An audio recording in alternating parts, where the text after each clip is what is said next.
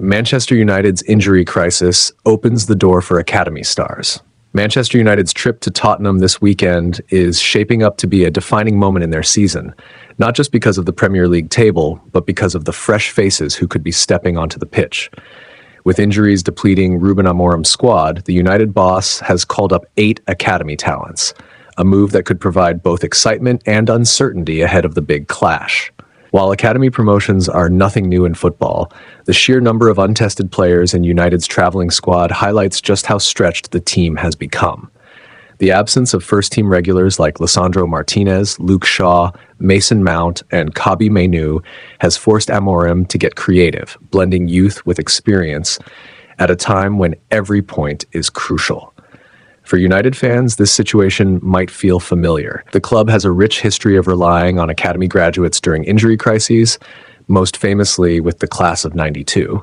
But throwing young players into the deep end of Premier League football is always a gamble.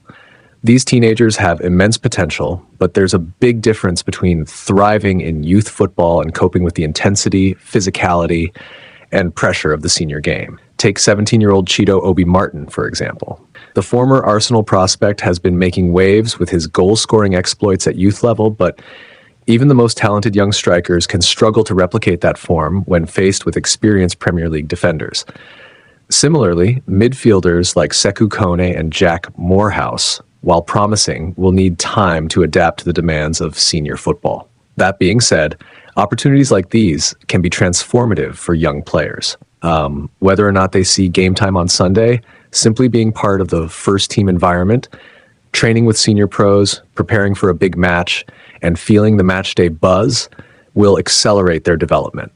A few minutes off the bench, or even just making the squad, can give them the confidence and experience to take the next step in their careers. From a tactical perspective, Amorim's willingness to turn to youth could inject some much-needed energy into United's performance.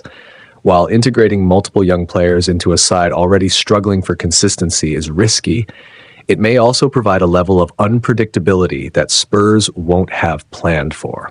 On the other side, Tottenham are also facing injury woes, with Ana Postecoglou already turning to young talent to fill the gaps. That levels the playing field somewhat, making Sunday's match as much about resilience and adaptability as pure quality. Long-term, this could be a silver lining for United. If even 1 or 2 of these academy players make a strong impression, it could save the club millions in future transfer fees and reinforce the importance of their youth setup. But in the short term, Amorim's focus will be on damage control, keeping United competitive and ensuring that these young talents are not thrown in too soon at the expense of their development. Whatever happens on Sunday, one thing is clear. The next generation of United players is getting its first taste of the big stage. Whether it leads to a breakthrough moment or a learning experience, these are the kinds of opportunities that can shape careers.